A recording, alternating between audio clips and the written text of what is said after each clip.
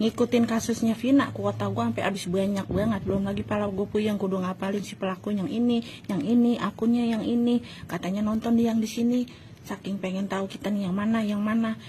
Endingnya yang ditangkap tukang bangunan. Udah gitu si pelaku ngelak, katanya dia difitnah, dia merasa nggak melakukan itu. Udah gitu pelaku yang 2 orang lagi dicoret, dihapus namanya tanpa keterangan. Asisten Hotman Paris aja datang ke Jabar kagak ditanggepin. Masa iya kudu Bapak Presiden yang turun kasus begini? Tukang bangunan sampai ngadepin Bapak Presiden. Presiden hawanya kayaknya kesibukannya banyak kudu ngurusin beginian. Mudah-mudahan nih nyampe ke Bapak Prabowo. Tolong dah Pak, mentang-mentang ini orang susah, tolong dah Pak, kita minta keadilannya Pak, kasih kejelasannya ini Pak. Masa pelaku pada dicoret-coret begitu Pak? Udah gitu tuh yang tukang bangunan, udah bener belum Pak itu dia pelaku? Kesianan ono, emaknya nungguin di rumah, kagak ada petir, kagak ada angin, kagak ada hujan, tahu-tahu ditangkep dia. Tolong dah Pak, saya mohon maaf nih Pak, sebagai rakyat orang kecil, minta tolong sama Bapak ya Pak ya, urusin. Oke? Hai. Seorang yang sudah lama menghilang yaitu Bambang. Teman-teman dari Dai Bahtiar tiba-tiba datang ke Mabes Polri. Ada apa? Di tengah-tengah maraknya yang namanya kasus Vina saat saya sentil, satu, ada yang namanya Teddy Minahasa kala itu masih menjabat. Kedua, masih menjabat yang namanya Tito Karnavian, pelindung segala kejahatan yang ada di Indonesia. Ketiga, Dai Bahtiar. Keempat, Bambang. Kemudian jenderal yang gindut itu Ibtu Rudiana.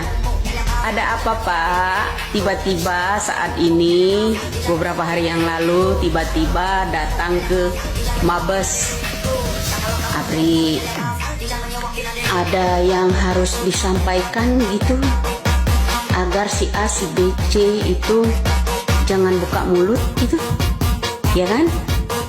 Tiba-tiba datang ke Mabes Abri itu, apakah Bambang akan bisik-bisik dengan seseorang? Aduh, sandiwara di Indonesia banyak sekali. Seperti kata-kata Bapak Listio Sigit, kalau nggak bisa pangkas kepalanya, pangkas ekornya. Saya akan salut kepada Listio Sigit jika ekornya lebih dulu dipangkas dari yang rendah, orang-orang yang disuap, agar bisa buka mulut. Karena pejabat-pejabatnya saat ini sedang belusukan. Belusukan kemana? Ya diam-diam. Tapi kamera ini ya di mana-mana bakal menyorot mereka. Tiba-tiba datang ke Mabes, ya akan silaturahmi dengan siapakah? Membisikkan apa? Kira-kira datang ke itu pengamanan kah? Ya, nah, satu, kedua, mungkin bisa jadi karena satu dari keponakan seorang jenderal dan polisi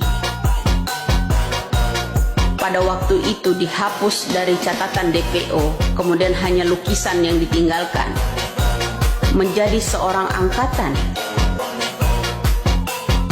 Disebabkan itulah Bambang datang ke Mabes, ya kan? Nah, mudah-mudahan rangkaian saya itu benar, ya, karena dulu ada salah satu yang namanya Andi itu hilang dari DPO, kemudian yang ditinggalkan bukan berupa foto tapi berupa lukisan, ya, goretan sebuah lukisan dan ciri-cirinya. Ya gimana nggak aman kalau masuk Taruna, bro. Ya, mudah-mudahan itu terungkap. Yang saya pertanyakan itu tadi inti utama, ada apa dengan Bambang, teman-temannya Dai Bahtiar, kok tiba-tiba datang ke Mabes, nggak ada hujan, nggak ada angin. Untuk melindungi seseorang kah? Atau bilang jangan buka suara kah? Makanya ambil kata-kata dari Bapak Listio Sigit, seorang Kapolri. Kalau tidak bisa pangkas kepalanya, pangkas ekornya. Tangkap aja itu Linda. Linda pun ya, yang saya tanya, dia ngaku Linda yang bertahi lalat di sini, matanya, alisnya sama, tapi sekarang berjilbab menjadi tim kuasa hukum si Linda. Apakah itu Lindanya? Nah, apakah itu Putri? Ya, banyak sekali sandiwara ya. Jadi drakor, kata Bapak Jokowi, negara kita ini banyak drakor, terutama pejabat-pejabatnya. Ya, mudah-mudahan Bapak Jokowi juga nyimak ini konten. Bapak Jokowi, ya drakor, kata Bapak Jokowi, drakornya para pejabat, petinggi-petinggi di rakyat Indonesia ini demi bisnis mereka yang memuaskan mereka lancar, ya kan? Tiba-tiba drakor, ya, baru beberapa hari lalu Pak Bambang datang ke Mabes. Ada apa gerangan? Itu aja. Sebagai tanda tanya eksekutif gitu ya. Salam waras. Salam pagi rakyat Indonesia, salam NKRI. Mudah-mudahan cepat terkuat. Jangan lupa kata-kata Bapak Listio Sigit. Kalau nggak mampu pangkas kepalanya, pangkas ekornya. Tangkap aja itu yang kemarin-kemarin udah jadi saksi di persidangan, memberikan saksi palsu. Kemudian itu juga memberikan laporan palsu. Apa nggak dipenjara? Kalau saksi aja bisa dipenjara, memberikan keterangan palsu, apalagi polisi?